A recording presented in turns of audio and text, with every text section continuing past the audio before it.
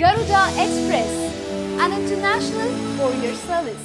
సరిహద్దు దేశం బుసలు కొడుతోంది, కవ్విస్తోంది, కయ్యానికి కాలు దువ్వుతోంది, రకరకాలుగా భారత్ను రచ్చగొడుతోంది.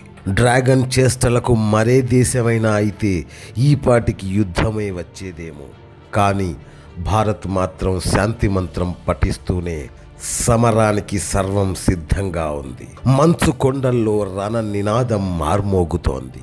యుద్ధ వాతావరణం వేడెక్కుతోంది. ఇక్కడ శత్రువును కన్ఫ్యూజ్ చేస్తారు, మాటలతో మాయ చేస్తారు, ప్రకటనలతో తప్పుదారి పట్టిస్తారు.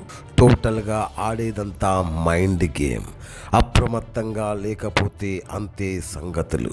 డోక్లా యుద్ధ భూమిలో భారత చైనాలు ఎలా ఉన్నాయి, ఎంత దూరంలో ఉన్నాయి? కయ్యానికి కాలు దువ్వుతున్నాయా? మాటలతో రెచ్చగొట్టుకుంటున్నాయా?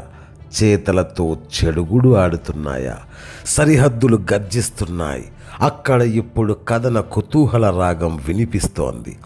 గిరిగీసి బరిలో నిలిచిన రెండు దేశాలు సై అంటే సై అంటున్నాయి. భారత చైనాలు సమరానికి సర్వసన్నద్ధంగా ఉన్నాయి. దాదాపు కొన్ని నెలలుగా ఇదే పరిస్థితి. శత్రువు ఎలాంటి దెబ్బ కొడతాడోనన్న ఆందోళనతో సరిహద్దులను అలర్ట్ చేసింది భారత ప్రభుత్వం. భారత చైనాలు పరస్పరం వ్యూహాత్మక ఎత్తుగడలతో అడుగులు వేస్తున్నాయి. ఒకదానితో ఒకటి మైండ్ గేమ్ ఆడుతున్నాయి.